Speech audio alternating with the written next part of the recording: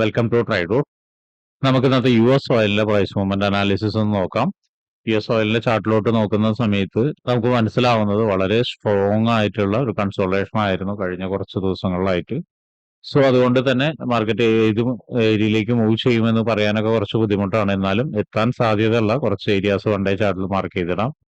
ഈ ഒരു ലെവലിലേക്ക് എത്താനുള്ള ഒരു സാധ്യത കാണുന്നുണ്ട്. കാരണം അതിന്റെ തൊട്ട് മുകളിൽ ഒരു എഫ് ക്രിയേറ്റ് ചെയ്തിട്ടുണ്ട്. ഈ ഒരു ഗ്യാപ്പ് ഫില്ല് ചെയ്യാനുണ്ട്. പക്ഷെ അപ്പൊ അതുകൊണ്ട് തന്നെ ഈ ലെവലിലേക്ക് എത്താനുള്ള ഒരു സാധ്യത കാണുന്നുണ്ട്. അതുപോലെ തന്നെ മുകളിലോട്ട് പോവുകയാണെങ്കിൽ ഈ ഒരു ക്യാൻഡിലിന്റെ ലെവലും നമുക്ക് എക്സ്പെക്ട് ചെയ്യാം. അപ്പൊ ഇത്രയാണ് വൺ ഡേ ചാർട്ടിലെ പ്രധാനപ്പെട്ട ഏരിയാസ് മാർക്ക് ചെയ്യുന്നത്. ഇനി നമുക്ക് ചെറിയ ടൈം ഫ്രെയിമിലേക്ക് പോവാം.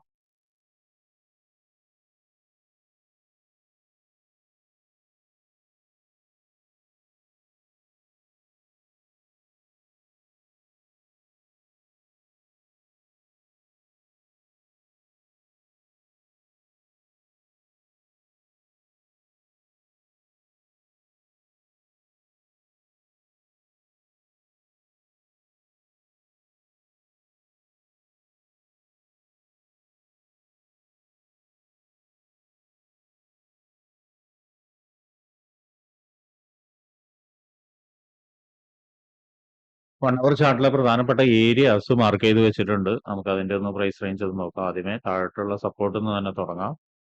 61.695 ആൻഡ് 62.367. അടുത്തതിന്റെ 63.281, 63.915. അടുത്ത റെസിസ്റ്റൻസ് ആണ്. റെസിസ്റ്റൻസിന്റെ 66.314 ആൻഡ് 66.897.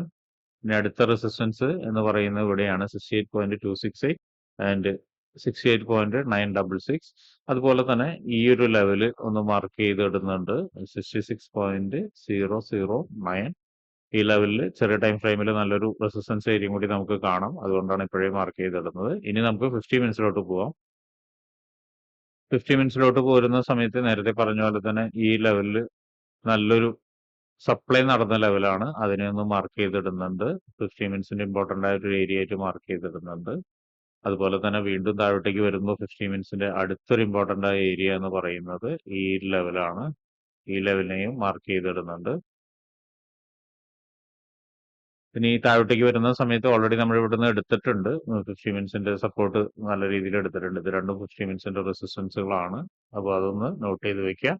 ഇനി മാർക്കറ്റ് മൂവ്മെന്റിനുള്ള സാധ്യത എന്ന് പറയുന്നത് ഓൾറെഡി ഒരു സപ്പോർട്ട് ഇവിടുന്ന് എടുത്തിട്ടുണ്ട്. ഇനി മാർക്കറ്റ് ഒരു പക്ഷേ മുകളിലോട്ടൊന്ന് കയറി പോയിട്ട് ഒരു റീടെസ്റ്റിന്, അതായത് ഈ ലെവലിലേക്കോ അല്ലെങ്കിൽ ഈ ലെവലിൽ നിന്നോ റീടെസ്റ്റ് വന്നിട്ട് ചിലപ്പോൾ വീണ്ടും ഒന്ന് താഴോട്ടേക്ക് ഇറങ്ങാം. ശ്രദ്ധിക്കേണ്ട കാര്യം അവിടെ ഒന്ന് കൺഫർമേഷൻ ഉണ്ടെങ്കിൽ മാത്രമേ താഴോട്ടേക്കുള്ള നോക്കാൻ പാടുള്ളൂ. താഴോട്ടേക്ക് ഇറങ്ങി കഴിഞ്ഞാൽ ഒരു പക്ഷേ മാർക്കറ്റ് ഇത് സപ്പോർട്ട് എടുക്കാൻ സാധ്യതയുള്ള ഒരു ഏരിയ എന്ന് പറയുന്നത് ഈ ഒരു ഏരിയ ആയിരിക്കും. ഇപ്പോൾ മാർക്കറ്റ് നിൽക്കുന്ന ഒരു ഏരിയ. അതിന്റെ കളർ ഒന്ന് ചേഞ്ച് ചെയ്യുന്നുണ്ട്.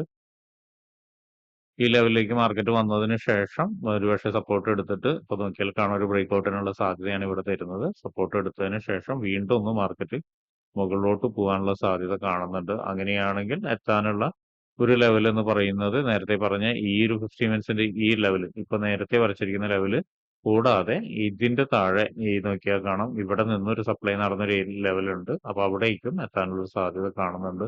ഇത് ഇത്രയും പറയാൻ കാരണം, ഇത്ര അടുപ്പിച്ച് ലെവലുകൾ പറയാൻ കാരണം വലിയൊരു കൺസോൾട്ടേഷനിലായതുകൊണ്ട് തന്നെയാണ്. അപ്പൊ അതുകൊണ്ട് ഈ പറഞ്ഞ ലെവലുകളിലേക്കൊക്കെ എത്തുന്ന സമയത്ത് മാർക്കറ്റ് എങ്ങനെ ബിഹേവ് ചെയ്യുന്നു എന്ന് നോക്കുക. പ്രത്യേകിച്ചും ചെറിയ ടൈം ഫ്രെയിമിലേക്ക് പോയിട്ട് 3 മിനിറ്റ്സിലോ 5 മിനിറ്റ്സിലോ അല്ലെങ്കിൽ 1 മിനിറ്റിലോ ഒക്കെ പോയിട്ട് ഒരു കൺഫർമേഷൻ കിട്ടുന്നുണ്ടോ എന്ന് നോക്കുക. എന്നിട്ട് ചെറിയ ട്രേഡുകൾ എടുക്കുക. നോക്കിയാൽ കാണാം വളരെ സ്ട്രോങ് ആയിട്ടുള്ള കൺസോൾട്ടേഷൻ ആണ് കുറെ നേരമായിട്ട് അല്ലെങ്കിൽ കുറെ ദിവസങ്ങളായിട്ടുള്ളത്. സോ അപ്പൊ ഇതിന്റെ ഉള്ളിലുള്ള മൊമെന്റുകളെല്ലാം ക്യാച്ച് ചെയ്യാൻ ശ്രമിക്കുന്നത് ഇത്തിരി റിസ്കിയാണ്. പക്ഷെ ചെറിയ ടൈം ഫ്രെയിമുകളിലേക്ക് പോയി കഴിഞ്ഞാൽ നല്ലതായി ട്രേഡ് എടുക്കാൻ അറിയുന്ന ആളുകൾക്കാണെങ്കിൽ അത് പിടിക്കാവുന്നതാണ്. സോ അതൊന്ന് നോട്ട് ചെയ്ത് വെക്കുക. അപ്പൊ ഇത്രയാണ് ഇന്നത്തെ പ്രധാനപ്പെട്ട ലെവലുകൾ മാർക്ക് ചെയ്യുന്നത്. ഈ ലെവലുകളിലേക്കൊക്കെ എത്തുന്ന സമയത്ത് നേരത്തെ പറഞ്ഞ പോലെ തന്നെ ബിഹേവ് ചെയ്യുന്നത് എങ്ങനെയാണ് എന്ന് നോക്കിയതിനു ശേഷം മാത്രമേ ട്രേഡ് എടുക്കാൻ പാടുള്ളൂ. കാരണം മാർക്കറ്റ് താഴോട്ടേക്ക് ആണെങ്കിൽ, ഉദാഹരണത്തിന് നല്ലൊരു മൂവ്മെന്റ് കിട്ടണമെങ്കിൽ ഈ ഒരു ലെവലിന്റെ താഴോട്ടേക്ക് വന്നാലേ സെൽ മൂവ്മെന്റ് കിട്ടുള്ളൂ. അതുപോലെ തന്നെ ഇതിന്റെ മുകളിൽ ഈ ഒരു ലെവലിന്റെ മുകളിലേക്ക് പോയാലേ ബൈ മൂവ്മെന്റ് കിട്ടുള്ളൂ. അതിന്റെ ഉള്ളിലുള്ള എല്ലാം അത്യാവശ്യം സ്റ്റോപ്പ് ലോസ് ഹണ്ടിങ്ങും മറ്റു കാര്യങ്ങളൊക്കെ ആയിട്ട് നീങ്ങാനാണ് സാധ്യത കാണുന്നത്. സോ അതും എല്ലാവരും ഓർമ്മയിൽ വെക്കുക. അപ്പൊ ഇങ്ങനെയുള്ള കാര്യങ്ങളൊക്കെ നിങ്ങൾക്ക് പഠിക്കാൻ താല്പര്യമുണ്ടെങ്കിൽ ട്രേഡ് റൂട്ടുമായിട്ട് ബന്ധപ്പെടാം. അത് ഫ്രീ ആയിട്ട് ട്രേഡിങ്ങിന്റെ കാര്യങ്ങളൊക്കെ നിങ്ങൾക്ക് പഠിക്കാവുന്നതാണ്. അതിനു വേണ്ടിയിട്ട് ഈ വീഡിയോയുടെ ഡിസ്ക്രിപ്ഷനിൽ ഒരു ഗൂഗിൾ ഫോം കൊടുത്തിട്ടുണ്ട്.